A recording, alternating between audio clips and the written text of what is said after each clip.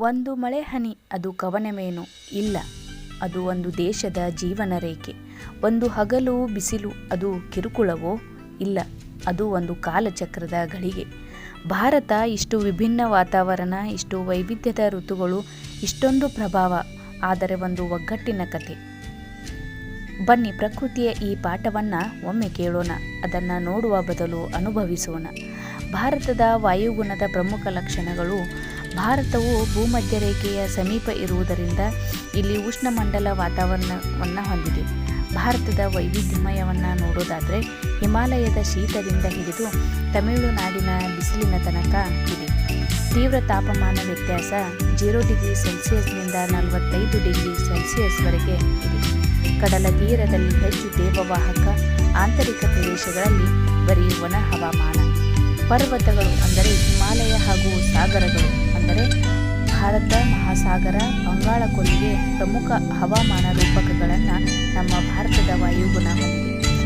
ಋತುಮಾನಗಳ ವೈಶಿಷ್ಟ್ಯತೆ ಮತ್ತು ವಾಯುಗುಣದ ಪರಿಸ್ಥಿತಿಯನ್ನು ನೋಡೋದಾದರೆ ಭಾರತದ ಕಾಲಚಕ್ರ 4 ಋತುಮಾನಗಳೊಳಗೆ ಹರಿದಿದೆ. ಪ್ರೀತಿಯ ಗ್ರೀಷ್ಮ, ಕೊಡುಗೆಯ ಮಳೆಯ ಋತು, ಶರದ ಹಸಿರು ಹಾಗೂ ಶೀತದ ಮೌನ. ಮಾರ್ಚ್ದಿಂದ ಮೇವರೆಗೆ ಗ್ರೀಷ್ಮ ಋತು, ಬಿಸಿಲಿನ ಹಂಗು ಮತ್ತು ನೀರಿನ ಅಭಾವ. ಬಿಸಿಲು ಬಟ್ಟಲಲ್ಲಿ ಬಂಗಾರ ಸುರಿದಂತೆ, ಮಣ್ಣು ಬಿಸಿಯಾದರೂ ಕನಸು ಬಚ್ಚಿಟ್ಟಂತೆ. ಮಾವು ಗಡಿಯಲ್ಲಿ ಮುಗುಳ್ನಗಿದಾಗ ಬೇಸಿಗೆ ಬಂತು ಮಿಂಚಿನ ವೇಗದಲ್ಲಿ ಪಟುವಾಗಿ. ಈ ರೀತಿ ಮಾರ್ಚ್ನಿಂದ ಮೇ ತಿಂಗಳಲ್ಲಿ ಗ್ರೀಷ್ಮ ಋತುವಿನ ಪ್ರಭಾವ ಹೆಚ್ಚಾಗಿರುವಂಥದ್ದು. ಜೂನ್ದಿಂದ ಸೆಪ್ಟೆಂಬರ್ವರೆಗೆ ಮಳೆಯ ಋತು. ಇದು ಮಾನ್ಸೂನ್ ನೈಋತ್ಯ ಮಾನ್ಸೂನ್ ಮಾರುತಗಳ ಕಾಲ ಅಂಥೇಳಿನೂ ಕರೀತಾರೆ, ಅಥವಾ ಮುಂಗಾರು ಮಳೆಗಾಲ ಅಂಥೇಳಿನೂ ಕರೀತಾರೆ.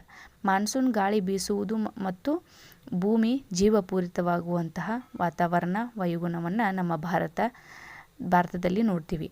ಅಕ್ಟೋಬರ್ದಿಂದ ನವೆಂಬರ್ವರೆಗೆ ಶರದ ಋತು ಅಂದರೆ ಮಾನ್ಸೂನ್ ಮಾರುತಗಳ ನಿರ್ಗಮನ ಕಾಲ, ಹಿಂಗಾರು ಮಳೆಗಾಲ ಅಥವಾ ಮಳೆಯ ಕೊನೆಗಾಲ ಅಂಥೇಳಿನ ಕರಿಬಹುದು. ಹಸಿರು ಜಗತ್ತಿನ ನಗು ಈ ಅಕ್ಟೋಬರ್ದಿಂದ ನವೆಂಬರ್ವರೆಗೆ. ಡಿಸೆಂಬರ್ದಿಂದ ಫೆಬ್ರವರಿವರೆಗೆ ಶೀತ ಋತು, ಶಾಂತಿಯ ವಾತಾವರಣವನ್ನು ಹೊಂದಿರುವಂಥದ್ದು. ಬೆಳೆಯನ್ನು ಬೆಳೆಯಲು ಸಮರ್ಥ ಪರಿಸ್ಥಿತಿಯನ್ನು ಹೊಂದಿದೆ.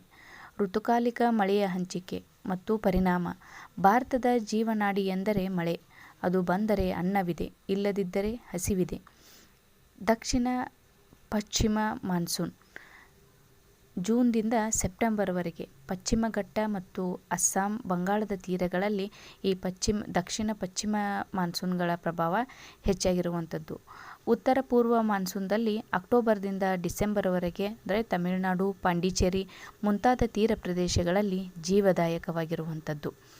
ಇನ್ನು ಮಳೆಯ ವೈಷಮ್ಯ, ರೈತರಿಗೆ ಸಂಕಟ, ಬೆಳೆಗಳಿಗೆ ನಾಶ, ಅಪಾರ ಜೀವಹಾನಿಯನ್ನು ಮಳೆಯ ಪ್ರಭಾವದಿಂದಲೂ ನಾವು ನೋಡಬಹುದು.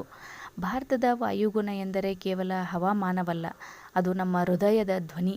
ಋತುಗಳ ಪಾಠ ನಮಗೆ ತಾಳ್ಮೆ, ಸಮನ್ವಯ ಮತ್ತು ಪ್ರಕೃತಿಯ ಗೌರವವನ್ನು ಕಲಿಸುವಂಥದ್ದು. ಬದಲಾಗುವ ಋತುಗಳ ಜೊತೆಗೆ ನಾವು ಬೆಳೆಯೋಣ, ಕಲಿಯೋಣ. ಹವಾಮಾನವನ್ನರಿತು